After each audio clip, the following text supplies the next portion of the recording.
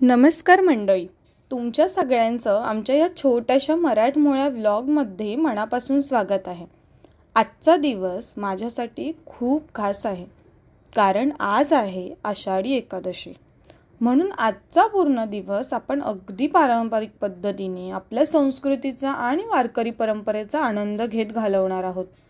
आजच्या या व्लॉगमध्ये तुम्ही आमच्या सकाळच्या दिनचर्येपासून ते देवपूजा, उपवासाचा स्वयंपाक, थोड्या गप्पा आणि आषाढी एकादशी व वारीचं महत्त्व हे सगळं अनुभवणार आहात. तर चला नवीन दिवसाची सुरुवात करूया विठ्ठलाच्या नामाने. रामकृष्ण हरी, विठ्ठल विठ्ठल, जय हरी विठ्ठल. आषाढी एकादशीच्या निमित्ताने आज खास साडी नेसून देवपूजा करून आपल्या परंपरेचा आणि संस्कृतीचा अनुभव मनापासून घ्यायचा ठरवलं. खूप दिवसांनी साडी नेसून स्वयंपाकघरात काम करत होते. खरं सांगायचं तर आज माझा नवरा माझ्यापेक्षा जास्त आनंदी दिसत होता. त्यांच्या प्रत्येक छोट्याशा कॉम्प्लिमेंटने माझा पूर्ण दिवसच उजळून गेला. खरंच आपल्या आवडत्या व्यक्तीकडून मिळालेलं कौतुक हीच सर्वात मोठी ऊर्जा असते. आणि मग त्यांनीही नेहमीसारखाच एक गोड प्रश्न विचारला, प्रत्येक स्त्री साडीतच इतकी सुंदर का ग दिसते?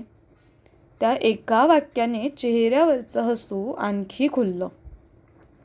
त्यानंतर आम्ही दोघांनी मिळून उपवासासाठी साबुदाण्याची खिचडी बनवायला सुरुवात केली. काम करता करता थोड्या गप्पा, थोडी मस्ती आणि शेवटी एकत्र बसून प्रेमाने नाश्त्याचा आस्वाद घेतला. अशाच छोट्या छोट्या क्षणांमध्ये आयुष्याचं खरं सुख दडलेलं असतं. परंपरा जपत, एकमेकांची साथ देत आणि प्रत्येक दिवस आनंदाने जगण्यात. आता थोडंसं आषाढी एकादशी आणि वारीचं महत्त्वही सांगावंसं वाटतंय. आपल्या महाराष्ट्राच्या संस्कृतीत आषाढी एकादशीला खूप मोठं स्थान आहे. हा दिवस फक्त उपवासाचा नसून मन शुद्ध करण्याचा, भक्तीचा आणि विठ्ठलाच्या नामस्मरणात स्वतःला अर्पण करण्याचा दिवस आहे. दरवर्षी लाखो वारकरी शेकडो किलोमीटर पायी चालत पंढरपूरला जातात. त्यांच्या पायांना थकवा असतो, पण मनात फक्त एकच ओढ असते, विठ्ठल भेटीची. वारी आपल्याला शिकवते की श्रद्धा, संयम, सेवा, समता आणि एकता हीच खरी जीवनमूल्य आहेत. वारीमध्ये श्रीमंत, गरीब, लहान मोठे, स्त्री, पुरुष असा कोणताही भेद नसतो. सगळे फक्त विठ्ठलाचे वारकरी असतात. हाच आपल्या संस्कृतीचा सर्वात सुंदर संदेश आहे.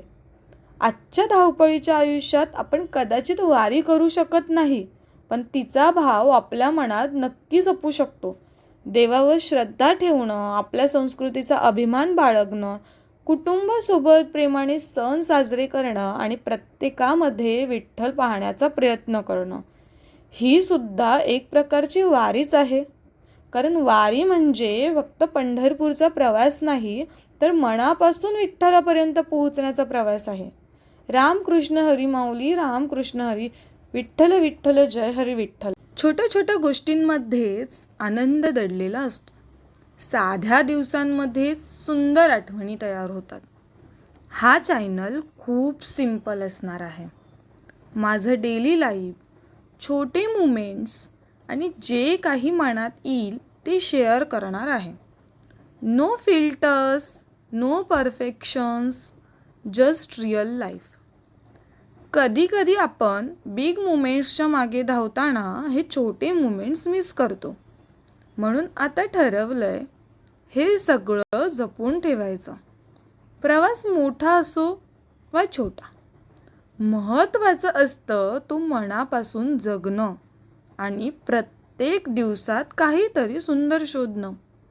जर तुम्हालाही असं वाटत असेल की सिम्पल लाईफ सुद्धा स्पेशल असू शकतं, तर डेफिनेटली आपण कनेक्ट होणार आहोत. आजचा दिवस साधा होता, पण मनापासून होता आणि अशीच प्रत्येक दिवसाची आठवण जपायची आहे.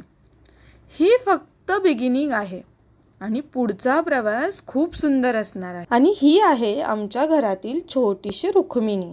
वारकरीच्या वेशात तयार झालेली ही आमची गोड परी पाहिली की मन अगदी भरून येतं. तिच्या या निरागस रूपात परंपरा, संस्कार आणि भक्तीचं एक सुंदर प्रतिबिंब दिसतं.